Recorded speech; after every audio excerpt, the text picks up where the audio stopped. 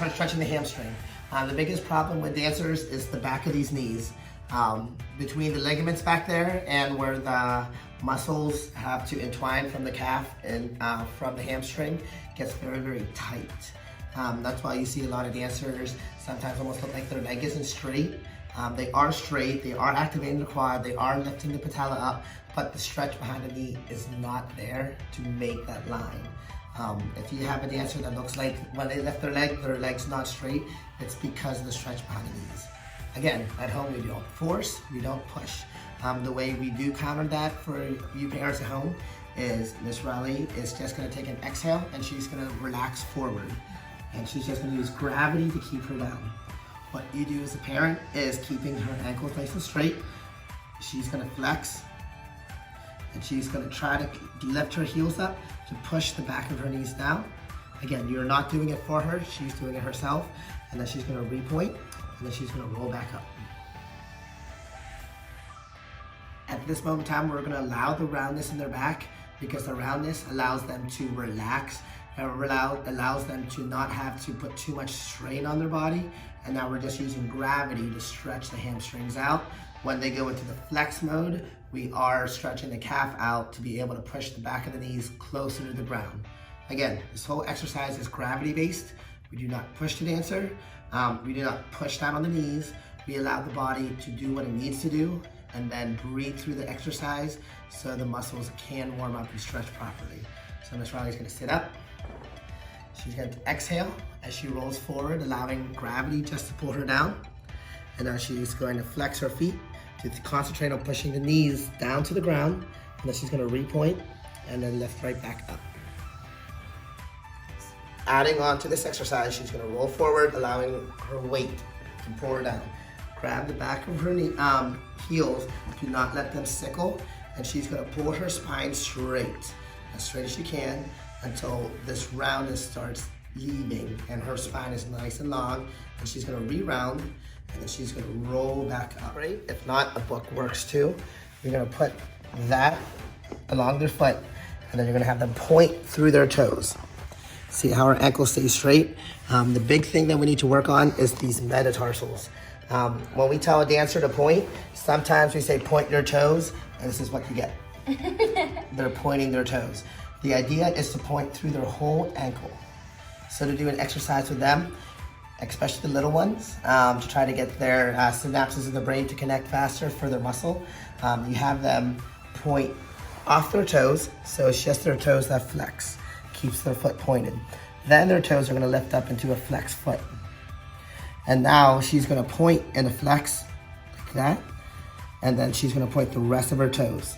As a parent, only thing you need to worry about is not the flexibility of their foot. Again, it's dangerous to overstretch your foot, all the muscles, all the bones.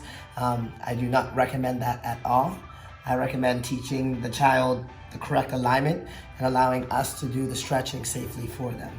So the goal is to have them be able to lift their toes, to go into a flex position, and then go back into their demi point, pushing through their metatarsals into their full point. And the only thing you parents need to rely on is this book.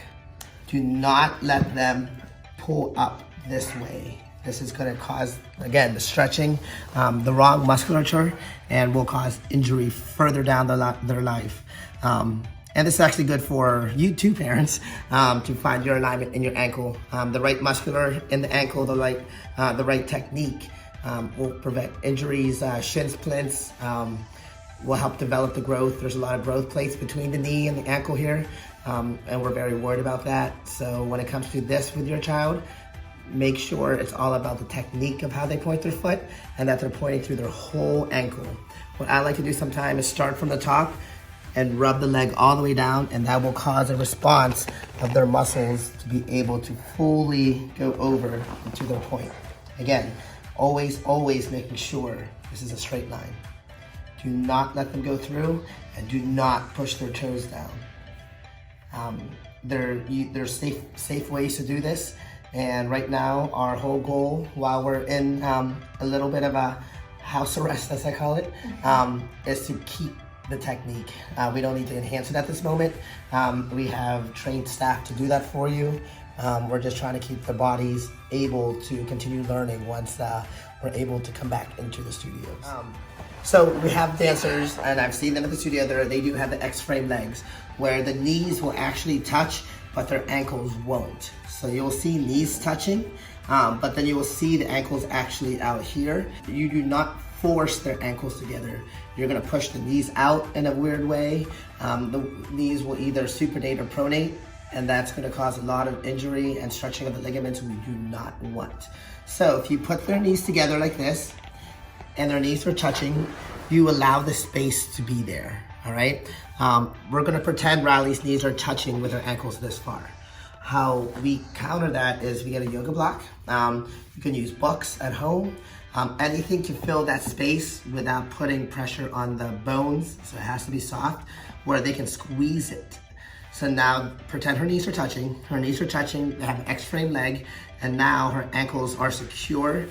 The line is there, we are not pushing in, and we're not causing injury to the legs, and we're not causing injury to the ankles. So if you're doing these stretches at home, please do not force the ankles together if the knees are already touching. You let the knees touch where they need to, and then whatever space is there, we just fill that space in. X-frames are not bad for dancers. They're just a body style that humans have, and we have to learn how to develop the muscles properly to protect X-frame dancers. There's Y-frame, there's the straight frame, like how Miss Riley has. But again, doing these exercises at home, we do not force, we do not push. We're just trying to keep and maintain the ability the dancer has. So when I say keep their ankles together, I do not mean shoving the knees together. I mean finding something to fill in that gap so the foot is still able to glide and the muscles are in line.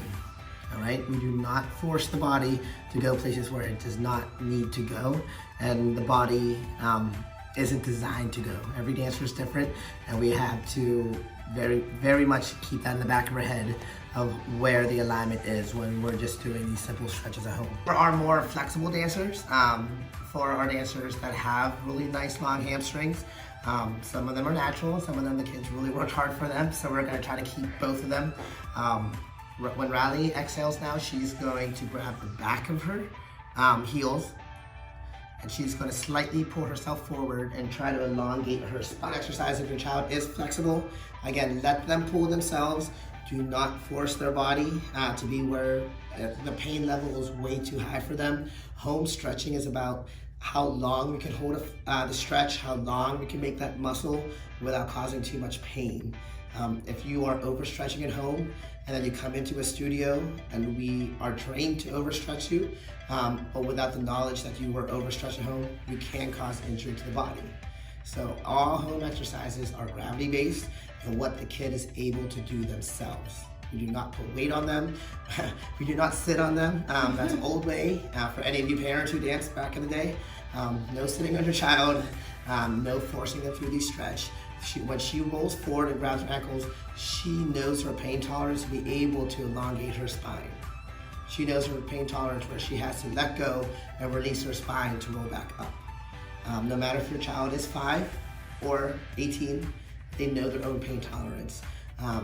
We do not get to dictate what pain tolerance is for a person. What could be a 3 for you could be an 8 for someone else. Allow them to do this on their own with your guidance, just making sure their spine is straight, their ankles are set up correctly, because a lot of dancers, once they stretch, their toes will go in, because this is actually a more relaxed position for the legs. If you notice with your dancer, the moment they flex, their flexibility, their back will raise because that's causing more stretch. So we have to keep the ankles in line, making sure they're flexing properly, pointing properly, and let gravity and themselves do the stretch. This is about maintaining, this is not about enhancing.